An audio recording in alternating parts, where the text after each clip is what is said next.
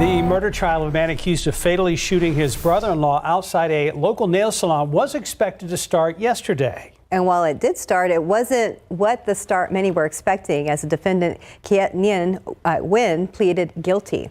Eric Hernandez covered the case yesterday and joins us now live here in the studio to talk more about it. Good morning. Good morning, guys. First, give us a little background on this case. Yeah, so it's one we've been following since it happened on July 5th, 2021. Kiet Nguyen and his brother-in-law, Ryan Vo, were fighting outside of the nail salon of Vo and his sister, Vo and his wife, which is Kiet Nguyen's sister, owned. This was a business dispute between the two, and this is the video right there. This is security cameras village, and when that argument escalated with Nguyen taking his gun out and shooting Vo several times at close range.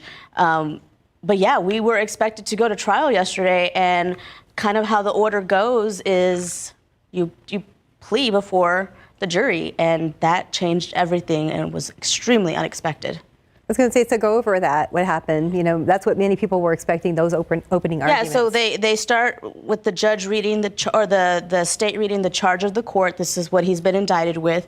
And then the judge asks him, like he's doing there with his hands up, how do you plead and to the charge?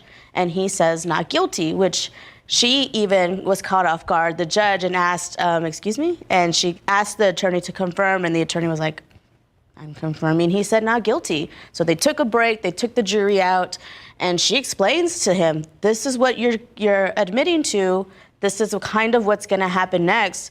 We go into the punishment phase next, and you no longer have rights. You're doing this admittedly on your own voluntarily, and you are now in custody of the Bexar County Sheriff's Office. So a lot went down that nobody expected, and it caused the state to kind of have to reshuffle the way they do things as well. Sure. A rapid chain of events, no doubt. So is it common for a defendant to do this?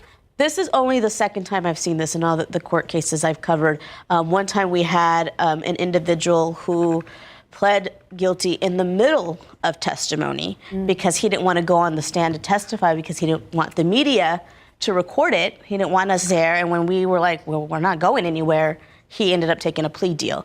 So this was the first scenario where I've seen it being done in the beginning part where no one was expecting it. And what happens next? You said it's now punishment? It's now punishment phase. So the jury is not kind of off the hook here. They still have to decide the punishment.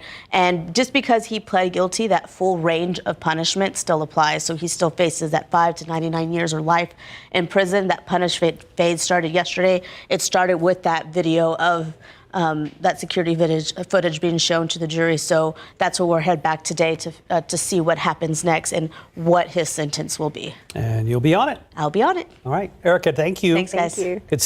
Keep up to date with all of San Antonio's top news, weather, and so much more by clicking the like and subscribe buttons below. And once again, thanks for watching KSAT.